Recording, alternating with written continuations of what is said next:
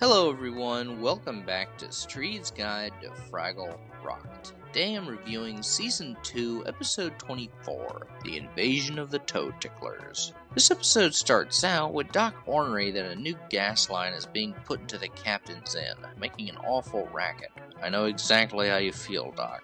Imagine living next to a golf course around the 4th of July. Sprocket's chewing on a rock, and Doc discovers that it isn't a rock, it's a petrified fossil, so he immediately calls the gas company to stop the digging. Meanwhile, Moki is relaxing in the idyllic countryside, singing a serene song that reflects her inner joie de vivre. Feel the breeze and smell the grass. Hear the birds sing as they pass through the branches of the trees. The joy the world gives us, love we can share, replacing the woe and the care with joy.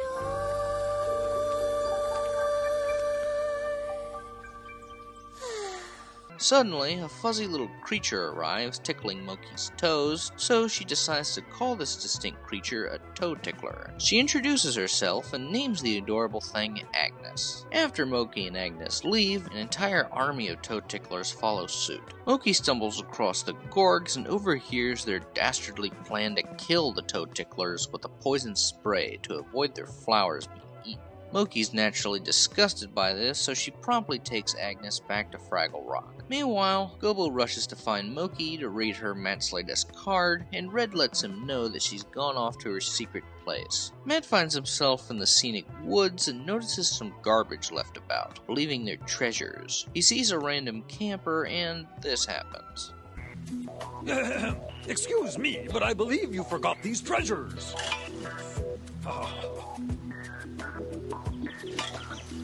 The silly creature showed me a special place where the treasures could be stored. Allow me to be of assistance. I pitched right in and helped. Whoa! Oh!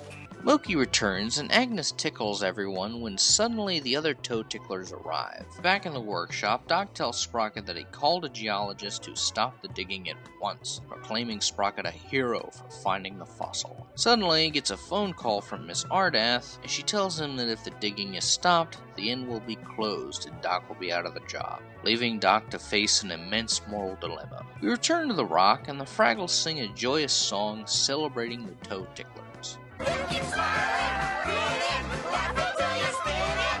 To know, you were born to laugh. You were born to laugh.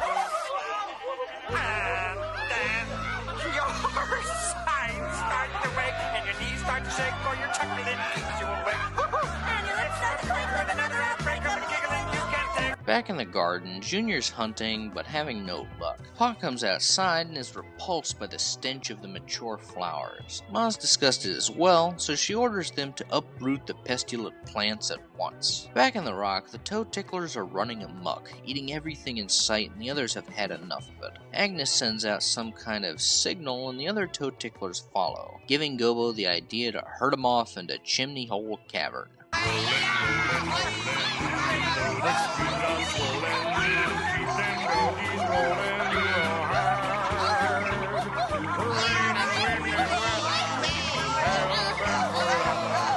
Gobo successfully traps them in the cave and assures Moki that they'll be fine, since there's plenty of cave moss and a hole at the top so they can crawl out. Moki's heartbroken, and Gobo attempts to comfort her as they leave. Feeling such immense guilt, Moki pushes the rock out of the way to try and free the creatures, but finds that they've metamorphosed into cocoons, emanating a bizarre sound.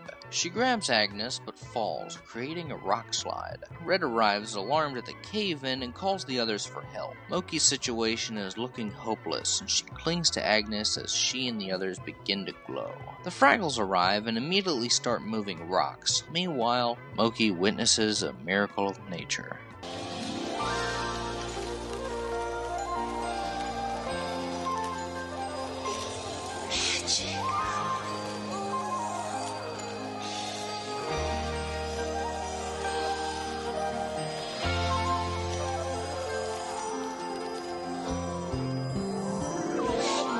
You're beautiful. Yay, you're free. Fly away. I'll stay here and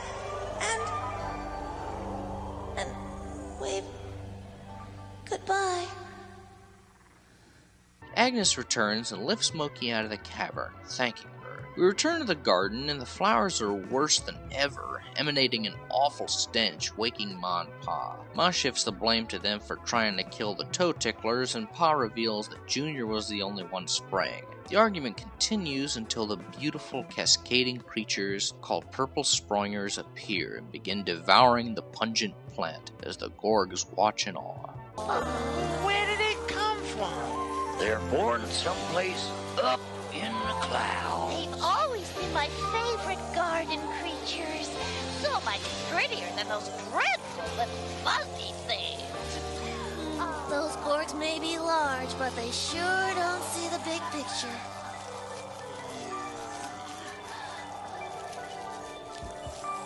Back in the rock, Moki returns and the Fraggles are relieved as she explains what happened. We return to the workshop and Doc has wonderful news, telling Sprocket that they have managed to make a compromise, revealing that the gas line will be moved closer to their home.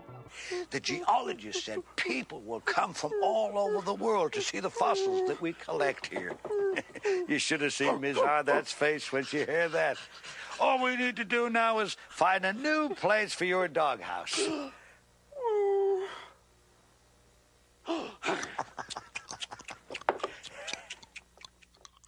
What an idyllic episode. Everything about this one exudes an atmosphere of pure magic and warmth. It's one of the most visually distinct of Fraggle Rock's lineup. I can see one image from this entry and immediately know where it came from. Last season ended with a Moki-centric episode, and so does this one. When comparing the two, I admittedly like New Trash Heap in Town tacitly more. This one's equal in terms of quality. For the longest time, I could never quite grasp what this episode was trying to convey, but now I've begun to realize that this entry is about the preservation of nature and its interconnected relationship with the world. Had Moki not saved the Sproingers, the Gorgs would have killed them, thus leaving the putrid plants to grow out and likely spoil the radishes. I actually didn't think about the larger implications until a Muppet Central poster named Mary Louise pointed out this fact. I really like the Doc and Sprocket subplot as well. It's interesting to see Doc's moral dilemma when it comes to either preserving a piece of Earth's history or keeping his job. Luckily though, through compromise, everything turns out right in the end. The purple Sproingers themselves are among Fraggle Rock's most peculiar yet enchantingly majestic creatures. I love their jellyfish-adjacent design. Much like this episode's visuals, the soundtrack is very distinct too. Moki's song The Joy has to be her greatest. Out of every song she's ever sang in the show, this one is the most fitting for her character overall.